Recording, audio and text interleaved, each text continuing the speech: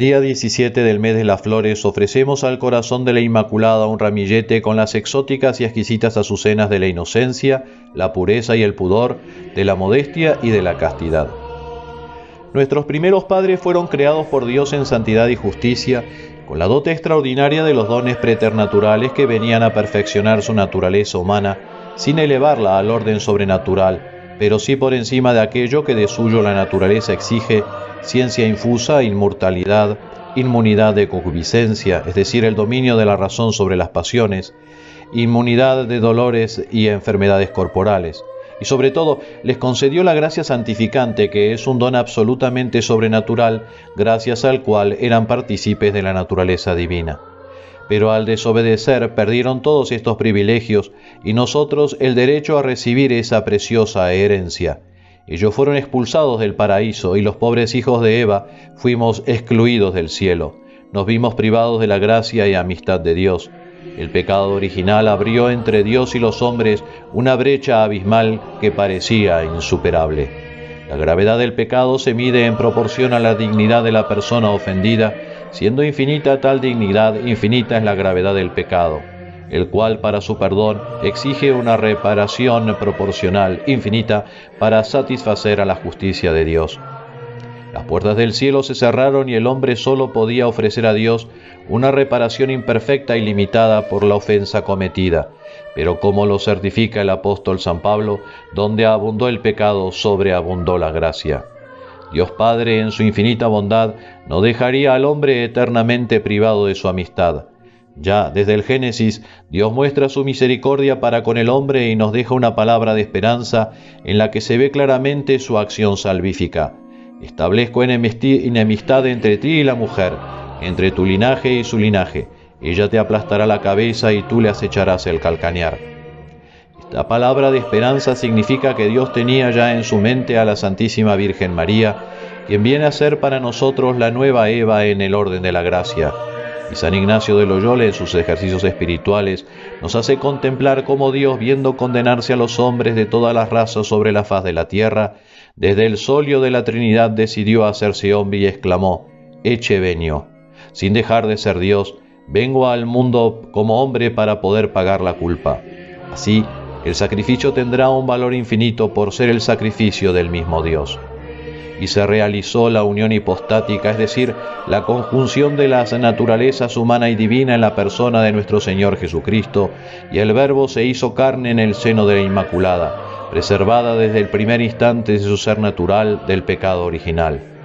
Privilegio excepcional y exclusivo de María.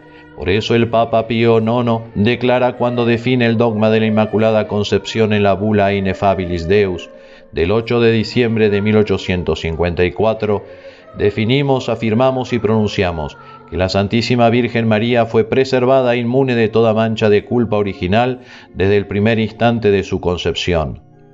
Potuit, dequit, ergo fecit.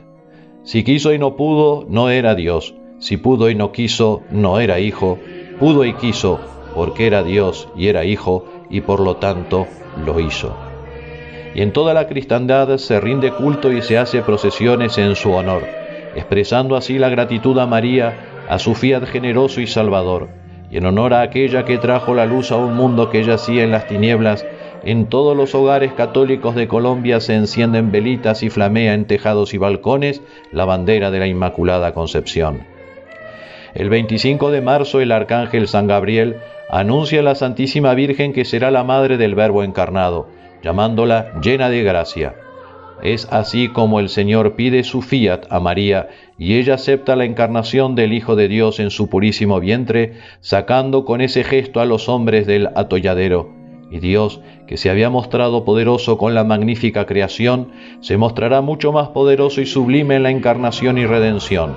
Ante este portento divino, sin nostalgia de la anterior situación, la Iglesia declara: «Oh feliz culpa que nos ha merecido tal Redentor».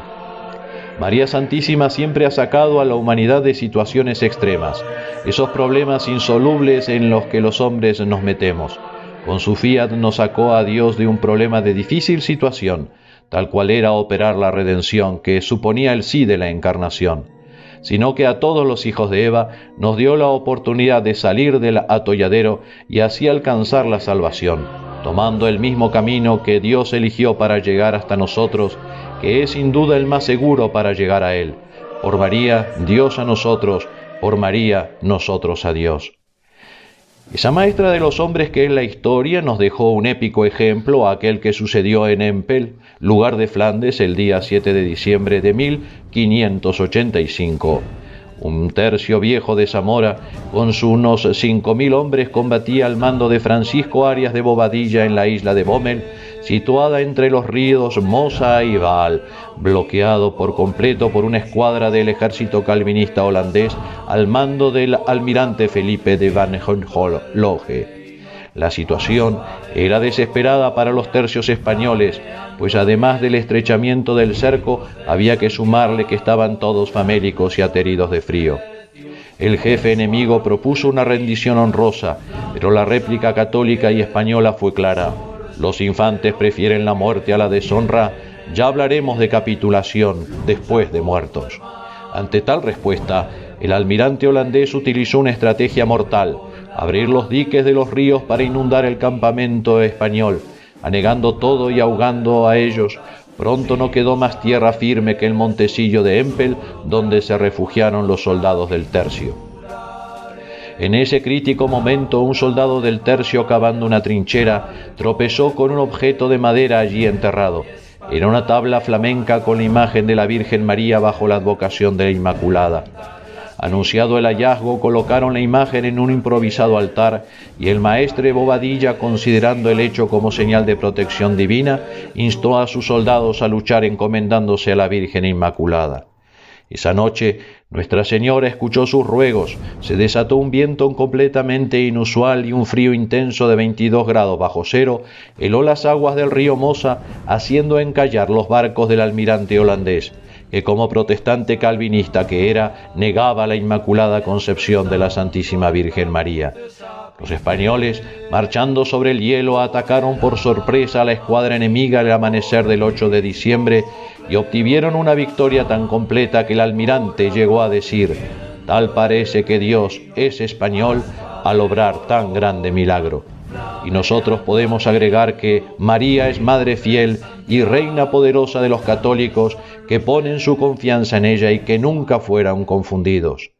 A instancias de su consejera Sor María Jesús de Ágreda, en 1644 el rey Felipe IV proclamó el 8 de diciembre como fiesta de guardar en todos los dominios del Imperio Español, dedicada a la Inmaculada Concepción, coincidiendo con el aniversario del milagro de Empel.